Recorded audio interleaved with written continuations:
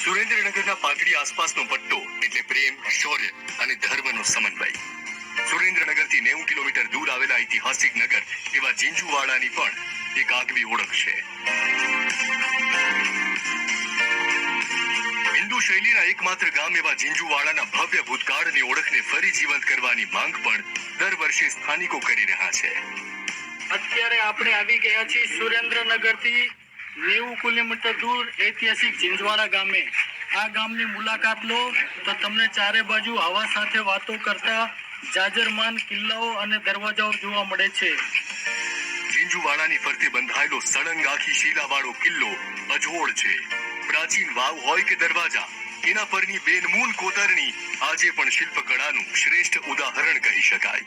આ ભૂમકા પર સદીઓ પહેલા દરિયો ઘૂઘવતી હોવાની સાથોસાથ બંદર પણ ધમધમતું હોવાના પુરાવા આજે પણ અડીખમ છે. અહીંની ઐતિહાસિક દીવાદાંડીનો ઉલ્લેખ પ્રધાનમંત્રી નરેન્દ્ર મોદી પણ કરી ચૂક્યા છે.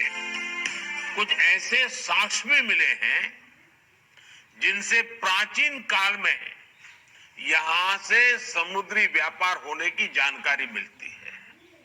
इसी तरह सुरेंद्रनगर के झिंझुवाड़ा गांव में लाइट हाउस होने के साक्ष्य मिले हैं. ઝીંઝુવાડાની ઐતિહાસિક સમરવાવ નીચેથી આજે સરસ્વતીનો ગુપ્ત પ્રવાહ વહેતો હોવાનું ઈસરો દ્વારા લેવાયેલી સેટેલાઇટ તસવીરમાં પુરવાર થયું હતું. એક સમયે 9 દરવાજા ધરાવતા ઝીંઝુવાડામાં આજે પણ 6 દરવાજા જોવા મળે છે. એક સમયનું બંદર આજે ગુમનામીની ગર્તામાં ધકેલાઈ ગયું હોવાનો રંજ પણ સ્થાનિકોમાં છે. એમને અફસોસ એ વાતનો પણ છે કે હવે વાગોળવા માટે માત્ર જૂની વાતો અને ભવ્ય ભૂતકાળ છે.